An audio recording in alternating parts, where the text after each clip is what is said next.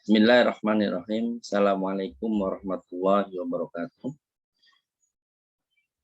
Pada pagi hari ini, saya akan mempresentasikan judul saya yang mana pada pagi hari ini di materi kita yang sekarang yaitu sejarah dan dinamika pendidikan Islam di Indonesia, sekolah, pesantren, dan madrasah.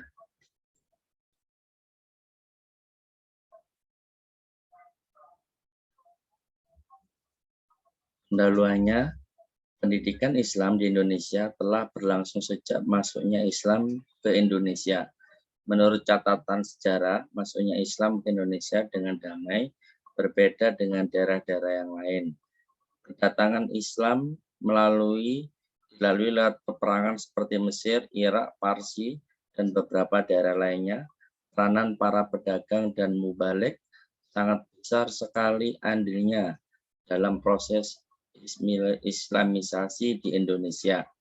Salah satu jalur proses Islamisasi itu adalah pendidikan. 3 fase masuknya pendidikan Islam di Indonesia. Yang pertama, fase awal dimulai dengan munculnya pendidikan informal. Yang kedua, fase ketika masuknya ide pembaruan pemikiran Islam ke Indonesia.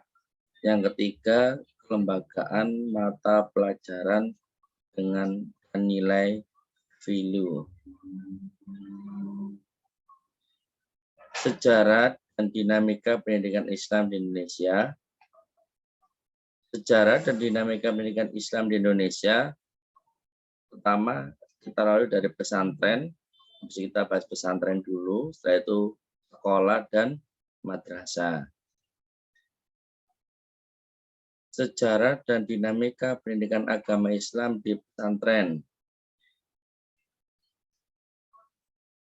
Pendidikan agama Islam di pesantren, pesantren adalah didefinisikan sebagai suatu tempat pendidikan dan pengajaran yang menekankan pelajaran agama Islam dan didukung asrama sebagai tempat tinggal santri yang bersifat permanen, lembaga pendidikan dan keagamaan yang berusaha melestarikan dan mengajarkan dan juga menyebarkan ajaran Islam serta melatih para santri untuk siap dan mampu mandiri. Pesantren merupakan institusi pendidikan Islam yang dinilai paling tua. Dan juga pesantren pendidikan agama Islam di pesantren dari Maulana Malik Ibrahim sebagai peletak dasar pertama sendi-sendi berdirinya pesantren, melanjutkan misi perjuangan ayahnya yaitu Maulana Malik Ibrahim, Raden Rahmat atau Sunan Ampel mendirikan pesantren Kembang Kuning Surabaya, lalu Sunan Gunung Jati Syekh Syarif Hidayatullah mendirikan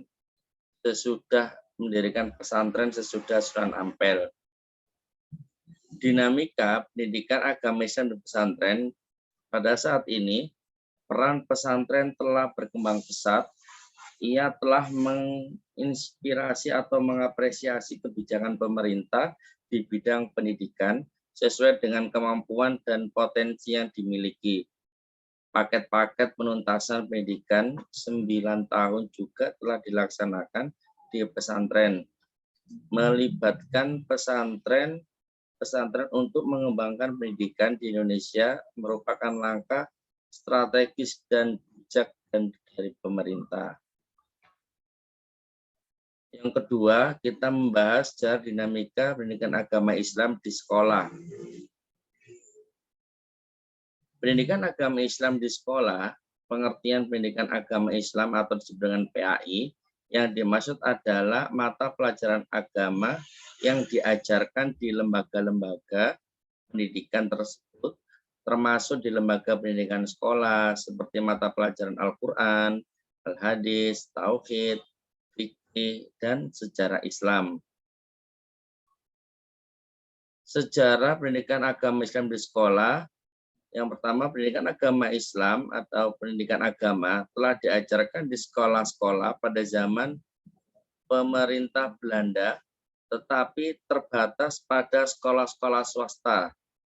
Jadi peraturan resmi mengenai pendidikan agama di sekolah umum mulai dengan dikeluarkannya peraturan bersama antara Menteri Agama dan Menteri PPK Jakarta pada tanggal 2 Desember 1946.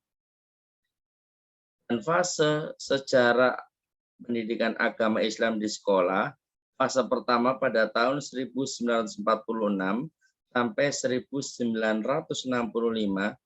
Tahun pembatasan ini berdasar kepada tahun 1946 adalah pada masa awal disetujuinya pelaksanakan pendidikan agama di sekolah di masa Menteri Sowandi, dan tahun tersebut sudah mulai dikeluarkannya peraturan-peraturan yang mana antara Menteri Agama dan Menteri Pendidikan, Pengajaran, dan Kebudayaan tentang teknis pelaksanaan pendidikan agama Islam di sekolah. Fase kedua, maka status pendidikan agama bertambah kuat dari sekolah atau dari seolah-olah opsional menjadi wajib, dan pendidikan ini agama wajib dilaksanakan mulai tingkat dasar sampai di perguruan tingginya.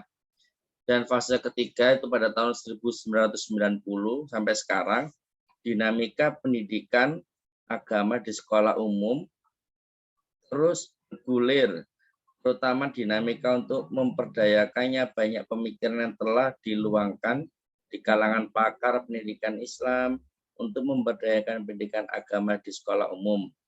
Begitu juga penerapan kurikulum yang terpadu antara intrakurikuler, ekstrakurikuler, dan hidden. Pendidikan agama di sekolah, dalam operasionalnya, pendidikan agama di sekolah-sekolah umum diatur oleh Menteri Agama dengan Menteri Pendidikan dan Kebudayaan di sekolah-sekolah negeri pun mulai dari tingkat pendidikan dasar dan menengah sampai ke pendidikan tinggi. Lalu yang kita bahas selanjutnya, sejarah dan dinamika pendidikan agama Islam di madrasah. Di madrasah pada abad ke-19 Masehi telah berkumandang ide-ide pembaruan atau pemikiran Islam ke seluruh dunia. Di Indonesia salah satunya lembaga pendidikan yang lahir sebagai hasil dari pembaruan itu adalah madrasah. Dan juga pendidikan agama Islam di madrasah itu, madrasah di Indonesia adalah merupakan perpaduan antara pesantren dan sekolah. Ada unsur-unsur yang diambil dari madrasah. Dari pesantren itu adalah ilmu agama dan jiwa beragama, sedangkan unsur yang diambil dari sekolah adalah ilmu pengetahuan umum, sistem, metode, serta manajemen pendidikannya.